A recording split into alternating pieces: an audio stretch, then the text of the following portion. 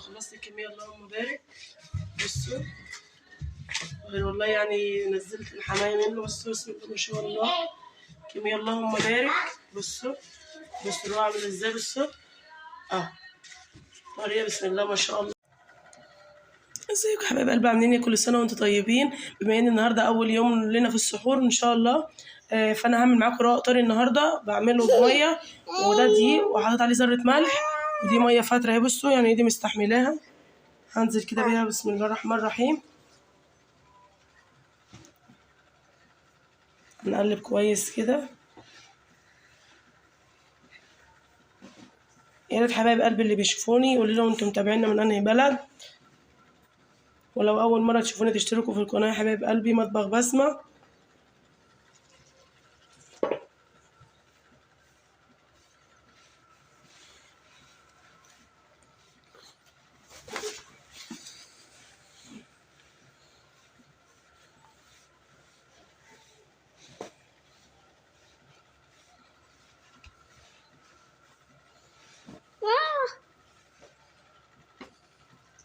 بس يا سجوده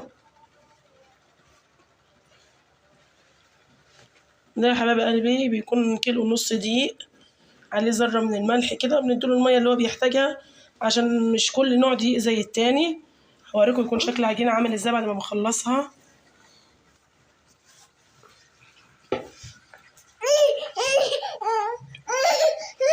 بصوا يا حبايب قلبي شكل العجينة. توهنا الدقيق بتاعها، ومعانا هنا 300 جرام سمنة جنة، سمنة روابي دي جنة يا جماعة، فاللي عايز أي حاجة عادي من غير ما أسيحها اهي. هننزل بيها على العجينة كلها دي بقى. بصوا بتديكوا الرق كده، بتوديلكوا في مكانة تانية. رق يتاكل لوحده حاف كده حبايب قلبي، من غير أكل من غير أي حاجة. كوباية شاي كده بلبن، كل وانسى اللي حصل. ده سريع ولا بيخمر ولا حاجة.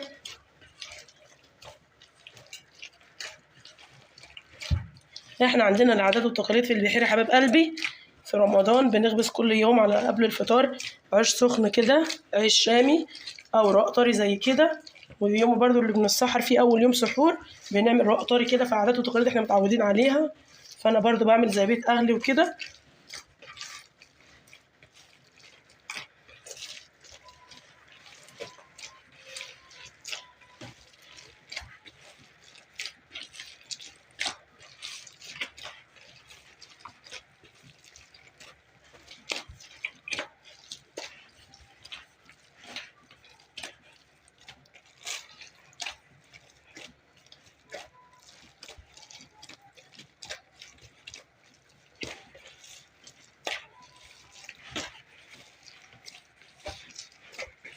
يا حبايب قلبي بصوا هنطوي كل السمنة اللي فيها، تكون العجينة معايا ناعمة كده وطرية.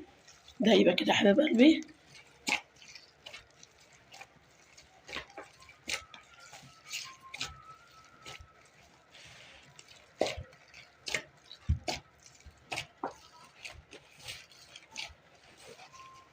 أقل من 10 دقايق هيكون جاهز. لقمة نضيفة، لقمة بيتي تاكليها وانت عارفة انت بتاكلي ايه، وسهل وسريع يعني مش محتاج منكم وقت اهو.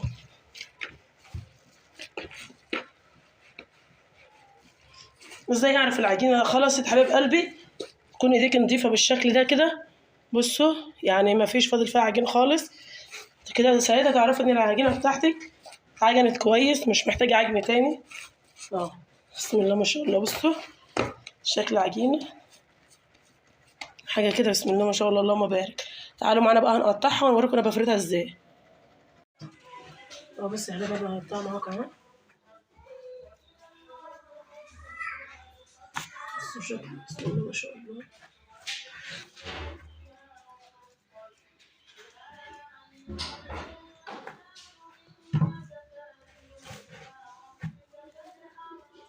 صور برضه العجينة عشان يشوفوا الموضوع ده.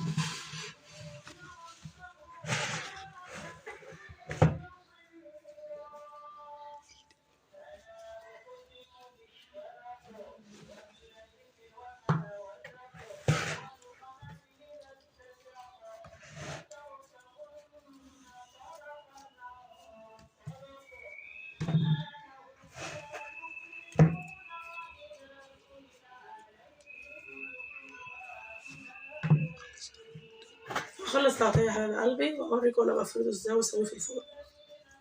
الكميه اللي طلعت منه بسم الله ما شاء الله اللهم بارك، دي كميه من طالعه من كيلو ونص دي او 2 كيلو بالظبط تقريبا يعني، مش هيزيد عن كده. بسم الله ما شاء الله اللهم بارك. اهوت هفرده معاكم يا حبايب قلبي، هوريكم بفرده ازاي. بصوا شويه دقيق كده من تحت، محطش دقيق من فوق دوبك بس بعوزه كده من فوق عشان ايه بحبه ناعم كده ونضيف ميكونش دقيق. بس يا حبايب قلبي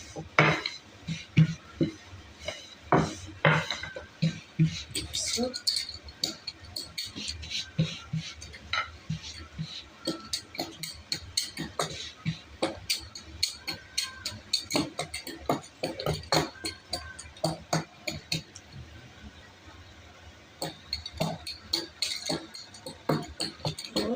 انا بكون بولع الفرن وانا بقى ببدا اهوت معايا. انا هركب بس لما الفرن يسخن كده ايه عشان خاطر اوريكم. ليه مش عارف ثبت لي اول نشوف. بصوا يا حبايبي بصوا اول رقه اهو ندخلها الفرن. التانية اهي بصوا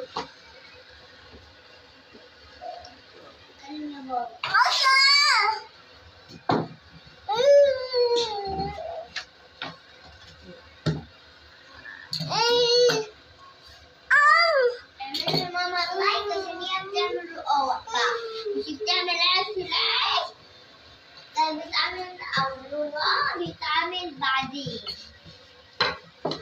يعني رمضان إجا بقى، رمضان بكرة، خلي بالكم من رمضان بكرة، مش انتوا من رمضان بكرة. كل حبايبنا كل سنة وانتم طيبين. طيبين. بصوا يا حبايب قلبي النهارده بنعمل رقاق بقى.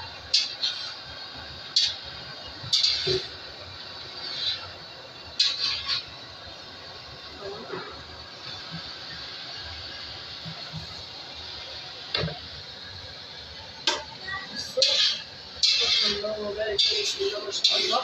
حاجة نضيفة تاكلها سخنة على السحور كده، مية مش بياخد وقت خالص. اللهم بارك يا حبايب قلبي. ساجدة بتقول لكم ايه رأيكم في الرواية يا جماعة؟ اعملوا لنا لايك واشتراك. الريحة طالعة وسط الجو والله يا حبايب بسم الله ما شاء الله. بصوا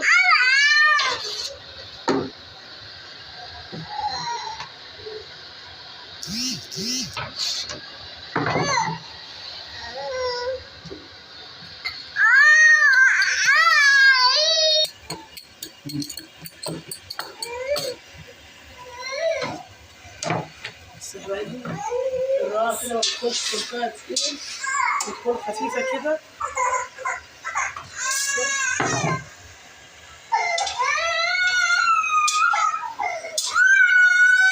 بس يا ماما بس ساعدة بس ساعدة.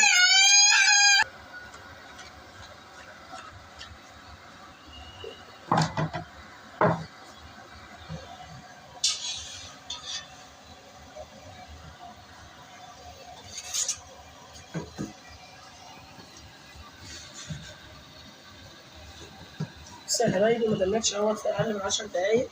انا بعمل على نفسي، قاعدة بسويه وبفرده على نفسي. قربت اخلص اهو، ما باخدش وقت معاكم خالص بسم الله ما شاء الله. بصوا حاجة كده تفتح النفس بسم الله ما شاء الله. فرق في ثانية، العجينة لينة وجميلة.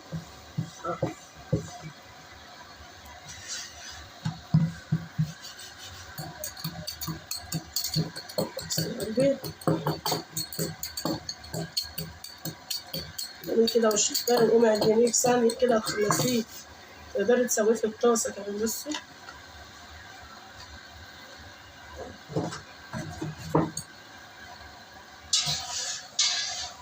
اللي ما عندهاش فرن غاز تقدر تسويه في فرن البوتاجاز، تقدري تسويه في الطاسة زي ما عندك، متوفر عندك تقدري تعمليه فيه.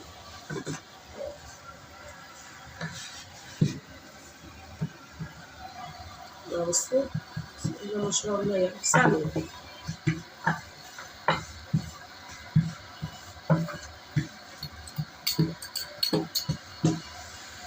يا سلام بقى لو عندك شوية لبن قريبين منك كده تعجني بيه، بيبقى طعمه بصي مش قادرة أقول لك على طعمه، على حاجة تانية كده طعمه تحفة بسم الله ما شاء الله يعني عليه. بس أنا عشان مش عندي لبن بقى فإيه احنا مش هنقف بقى عشان مش عندنا لبن، عملنا له شوية مية فاترين كده من الحنفية.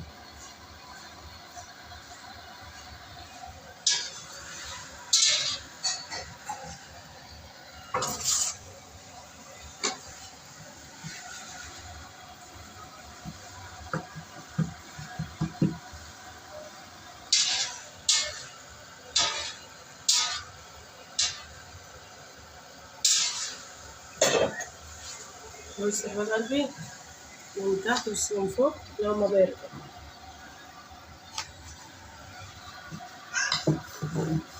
حاجة كده تفتح النفس كده تخليكي تقدري تاكلي اللي انت عايزاه.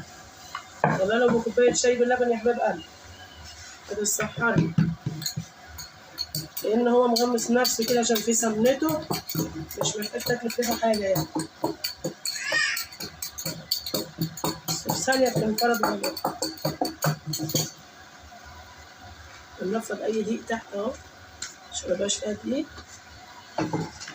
بصوا على الوش بتاعها معلهاش نقطة دقيق، بفردها من غير دقيق خالص.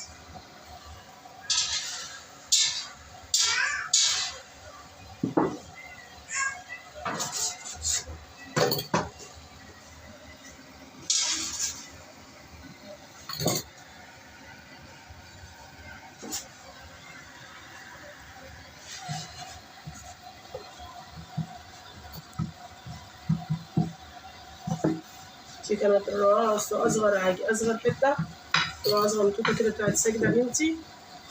ده آخر العجينة يا جماعة، وأصغر توتة كده الأصغر بيبي في البيت. وهي سجودة بنتي دعونا ربنا يشفيها.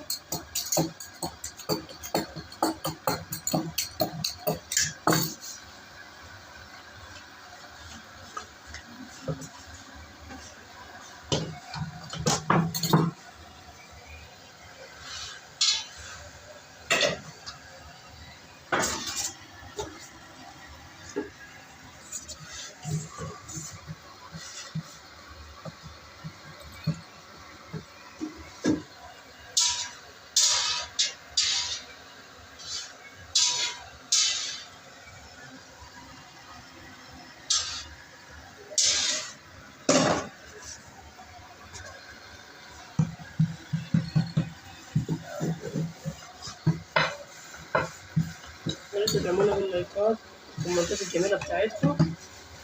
اشتركوا في القناة كده عشان تشوفوا كل ما هو جديد أنا بعمله.